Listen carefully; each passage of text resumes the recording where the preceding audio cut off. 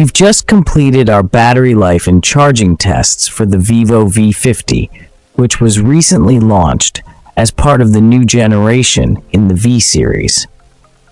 Ahead of our full review, we've run some initial tests, and the results weren't exactly what we expected. Let's compare the V50 with its predecessor, the V40. Both phones are powered by the same Snapdragon 7 Gen 3 chipset and have a similar 6.77-inch display size. However, the V50's screen has a lower resolution of 1080 by 2392 px compared to the V40's 1260 by 2800 px. You might think that this lower resolution would result in better battery life, but that's not exactly what we found. The Snapdragon 7 Gen 3 also powers the vivo V30, which features a smaller 5000 mAh battery, 1000 mAh less than the V50. Despite the V30's lower battery capacity, it performed better in video tests and was only about 30 minutes behind the V50 in other tests. Interestingly, the V30 had the same higher resolution display as the V40. Let's switch to another brand for comparison, the Motorola Edge 50 Pro, which also uses the Snapdragon 7 Gen 3, but with a 6.7-inch 1220 by 2712 px display and a smaller 4500 mAh battery.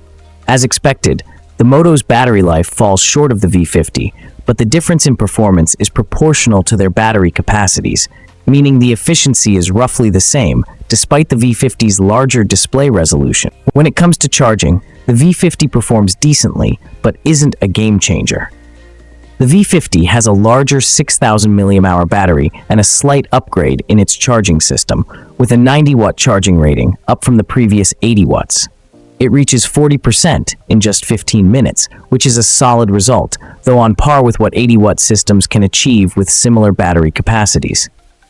After 30 minutes of charging, it reaches 71%, again solid but not groundbreaking. If you charge the phone to 100%, the V50 actually beats some 80 watts phones in charging speed. It takes just a couple of minutes less than the OnePlus 13R and 9 minutes less than the Realme 14 Pro Plus, which kept pace with the V50 in the first 15 and 30 minutes but lagged behind in the final stretch. So, while the 90-watt upgrade is minor, it could make a difference for those who like to leave home with a full battery. In terms of release timing, Vivo has been quickly moving through its V-series upgrades. The V30 launched in March 2024, the V40 in July 2024, and now the V50 is here.